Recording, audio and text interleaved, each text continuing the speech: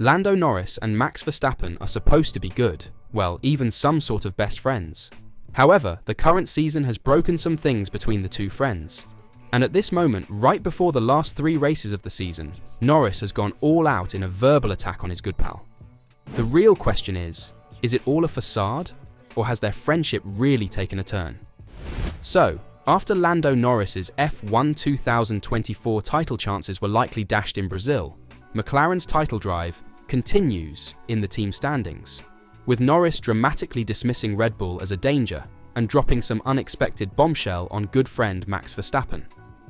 The ascent of McLaren and Norris in F1 2024 threatened Red Bull's Max Verstappen's chances of a new crown, but that title fight was all but over last time out in Brazil, with Verstappen's superb win from P17 on the grid, leaving him 62 points ahead of Norris with 3 races to go. If Verstappen finishes in the top 2 in Las Vegas this weekend, he will have won the World Championship 4 times. If he doesn't, he just has to outscore Norris by 2 points. That is the Drivers' Championship. But the Constructors' Championship looks a lot more promising for McLaren, who lead Ferrari by 36 points heading into the season-ending triple header, with Red Bull trailing 13 points behind. Here is where Norris really went in on Verstappen and his team. And, speaking to Sky F1 ahead of the Las Vegas Grand Prix, Norris was straightforward in his assessment of Red Bull's chances of winning 3 Constructors' Championships in a succession. Due to Sergio Perez's troubles, Verstappen has been responsible for the majority of Red Bull's points, although the Norris, Oscar Piastri, and Charles Leclerc, Carlos Sainz pairs at McLaren and Ferrari have been more balanced. For the first time since 2012, 3 teams are realistic challengers for the Formula One Constructors' title. In a season where other teams have had highs and lows in performance, McLaren has demonstrated remarkable consistency. Since the Miami update package, the MCL38 has emerged as the quickest car on the grid. However, a succession of unforced blunders by Andrea Stella has allowed Ferrari to remain within touching distance. While Sergio Perez has failed to reinforce Max Verstappen at Red Bull, both Ferrari drivers have won many races in 2024. The power of Ferrari's driver duo will be evident until the checkered flag is raised in Abu Dhabi. After Miami, I already said back then, our challenge is not with Red Bull, it's with Ferrari, Norris recalled. I've said it many times since, and it was very clear, for a long time, that Ferrari were going to be our biggest contenders over Red Bull. So no, there's almost no focus on Red Bull. There's focus on executing our own program, executing our own potential. The rest should take care of itself. The focus on oneself approach may sound a little cliched, but Norris wonders what there is to gain by focusing on others.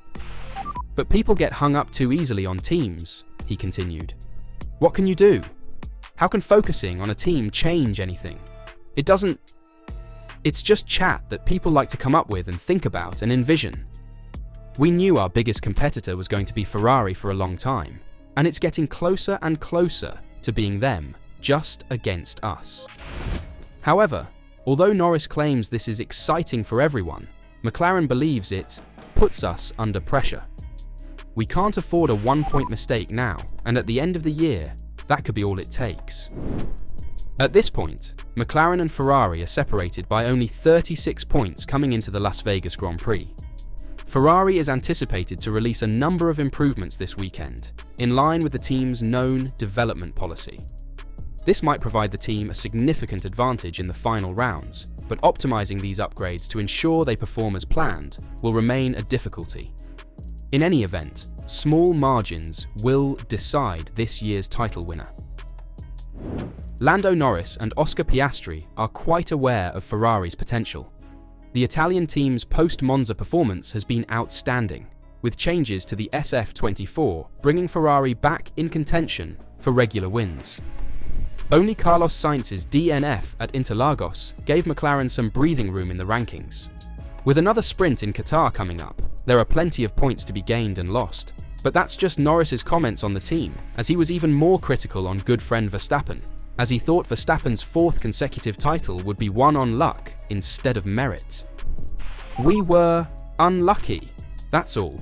You can change your tyres under the red flag, that's what the others did, so it's just unlucky. Sometimes things go your way, Norris said after the last Grand Prix. I still made a few mistakes, Norris admitted. At the restart, I had cars on all sides. I locked the rear wheels. I went off track. I lost 2 positions. So it's not a perfect race for me, but I think that whatever happens, 4th place was the best result we could get today for those who were unlucky. For the rest, we'll keep our heads down.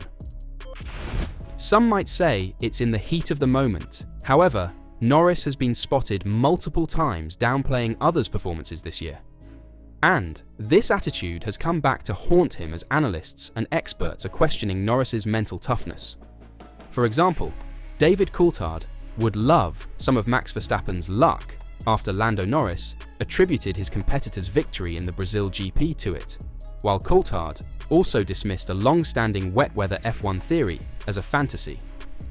Verstappen began the Brazilian GP from 17th due to an engine penalty, while Norris was on pole in a race that might be important for their respective title ambitions.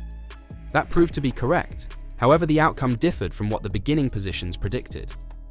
Rather than making a significant dent in Verstappen's championship lead, Norris finished P6 as Verstappen won sensationally, his gamble not to pit as the rain intensified paying off after the red flag was shown, placing Verstappen P2 for the restart, where he overtook Alpine's Esteban Ocon and pulled away to win by 19.5 seconds.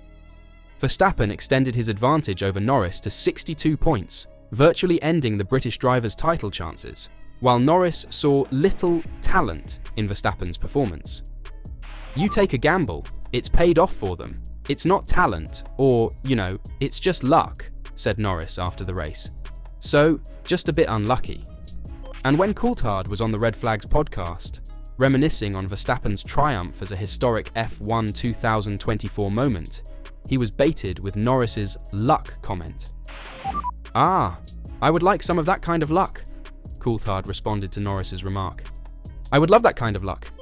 Rain was a factor throughout the race weekend at Interlagos, forcing qualifying to be held on Sunday morning and playing an important role in what was an exciting Brazilian Grand Prix. And Coulthard, a 13-time Formula One race winner, was questioned if the belief that rain is the great equalizer in F1 is accurate.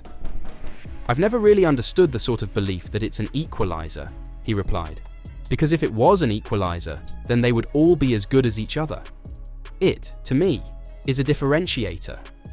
Ayrton Senna won his first ever Grand Prix, 85, Estoril, in the rain, could have won 84 Monaco, but they stopped the race a lap early. Michael Schumacher, I think, won Barcelona with only 4 or 5 gears, stuck in 5th gear or something remarkable. I think what it does, it gives the exceptionals the chance, irrespective of the car, to show how exceptional they are."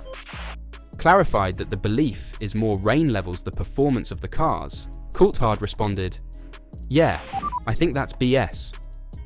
I think there is a scenario, and it was very well seen with the Alpine in Brazil when you put wet tyres or intermediate tyres on. The profile of the tyre is different, of course. So therefore, the airflow that goes through the tyre versus slick, and the wake that comes off it, is different. It diffuses the wake. I'm saying that as if I'm an aerodynamicist, and I really know what that means. But I remember, in some of the cars I drove that were, let's say, average cars in the dry, we were stronger in the wet relative to those that may have been stronger than us in the dry when you put the wet tyres on. Because you're fundamentally changing not only the amount of surface grip there is because you're putting rain there, but you're changing the profile of the vehicle that's passing through the air that's available by putting wets or intermediate tyres on. Verstappen will win his 4th consecutive World Championship if he finishes in the top 2 at the Las Vegas Grand Prix this weekend. Will this happen? And will Norris keep on downplaying others forever? Let me know your thoughts in the comments down below.